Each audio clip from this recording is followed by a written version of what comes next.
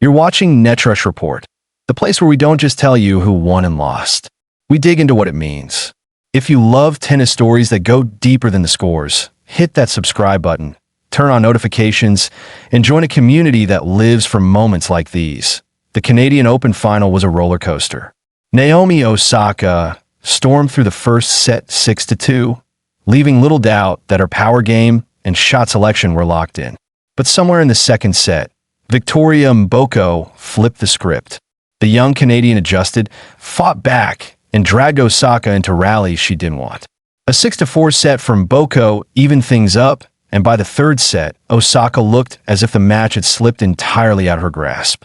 The 6-1 finish in favor of Mboko felt decisive, but the truth is, this wasn't a blowout born of Osaka's collapse. It was a statement from Mboko, who fed off the energy of her home crowd and refused to be intimidated by the aura of a four-time Grand Slam champion. Still, for Osaka, this match was loaded with meaning. Just getting to the final was a step forward after a year of mixed results. This was only her second final of the season at a major tournament tier, the other being the ASB Classic earlier in the year. And though she had captured the WTA 125K title at St. Malo in May, this was different. This was bigger. This was the type of match that could have reminded the tennis world that Naomi Osaka was not just back, she was dangerous again.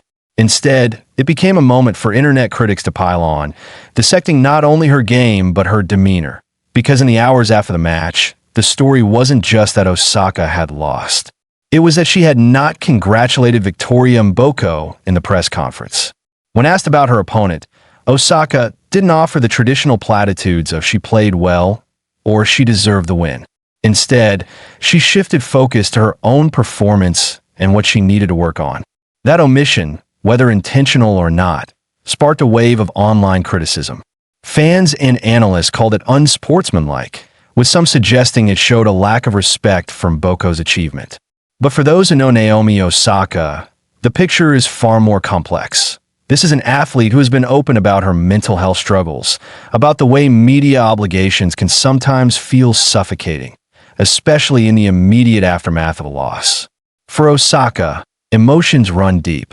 Sometimes so deep that the right words just aren't ready when the cameras turn on. It's not an excuse, but it is context. And that context is exactly what someone like Rick Macci seemed to understand. Macci, whose career has spanned decades and whose roster of former students includes Venus and Serena Williams, Andy Roddick, Jennifer Capriati, took to X to deliver what he called a strongly worded message to Osaka. But this wasn't strong in the sense of being harsh. It was strong in its belief. In his post, he praised Osaka's level of play, her competitive spirit, and the progress she's made this season despite setbacks. He reminded her, and by extension, the entire tennis world, that champions are defined not by how they play when they're winning, but by how they respond when they're knocked down. In Macci's eyes, Osaka's week in Montreal wasn't a failure. It was a foundation. And coming from a man who has spent a lifetime building champions, that kind of affirmation carries weight. He didn't sugarcoat the fact that she had things to work on, but his words were laced with the conviction that she still had the tools to dominate the sport again. And maybe that's exactly what Osaka needed to hear. Because beyond the controversy, beyond the headlines about her post-match comments, there's a story of a player who is trying to reconstruct her game and her mindset after a period that saw her step away from tennis entirely. Pairing with Tomasz Wiktorowski, Iga Swiatek's former coach, at the Canadian Open was a calculated experiment. Under his guidance, Osaka's tactical variety and movement looked sharper. She attacked the net more often. She played with a level of patience that hasn't always been part of her arsenal. In the press conference, she admitted it was a great first tournament with Wiktorowski, but stopped short of confirming if he would become her full-time coach. This is significant because Osaka's coaching choices have often mirrored her career phases. In her early dominance, she was known for her aggressive, first-strike tennis, guided by coaches who encouraged her natural instincts. But as the tour has evolved, with players like Swiatek, Sabalenka, and Rybakina pushing the physical and mental boundaries, Osaka's game has had to adapt. Wiktorowski, who helped shape Swiatek into a relentless, all-surface threat could be the key to unlocking Osaka's next chapter. Still, the Canadian Open final reminded everyone of the mental tightrope Osaka often walks. After dominating early, she seemed rattled by Mboko's shift in momentum. Her unforced errors piled up. The free-flowing forehand that dismantled opponents in earlier rounds suddenly looked rushed, searching for winners that weren't there. It's a pattern we've seen before, and one that Macci's message implicitly challenges her to break. Because here's the truth, Naomi Osaka's raw talent remains undeniable. Even after a long layoff, she has one of the cleanest power games on tour. Her serve is still a weapon few can match. Her ability to hit through the court, even against the best defenders, hasn't gone away. What she needs now isn't to reinvent herself entirely. It's to stitch together the mental resilience, tactical clarity, and physical consistency that defined her Grand Slam years. Rick Macci's public encouragement wasn't just about patting her on the back. It was about reminding her, and everyone watching, that setbacks are part of the process. That great champions have all faced moments where they've been written off, only to rise again. Serena Williams, his most famous pupil, went through her own valleys, losing finals she was expected to win, dealing with injuries, and enduring public criticism. But she turned those moments into fuel, and maybe that's the takeaway from this entire saga.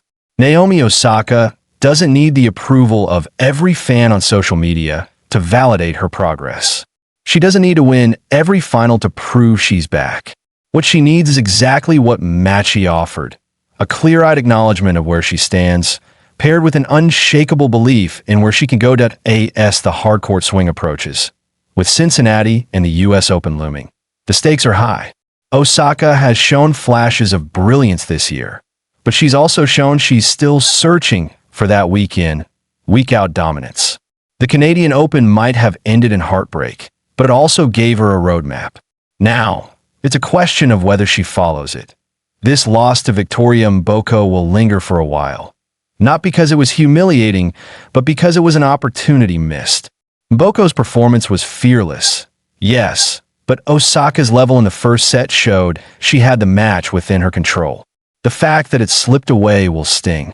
But if history tells us anything, it's that the most dangerous version of Naomi Osaka is the one who has something to prove that, maybe, just maybe, this heartbreak was the perfect setup for a comeback.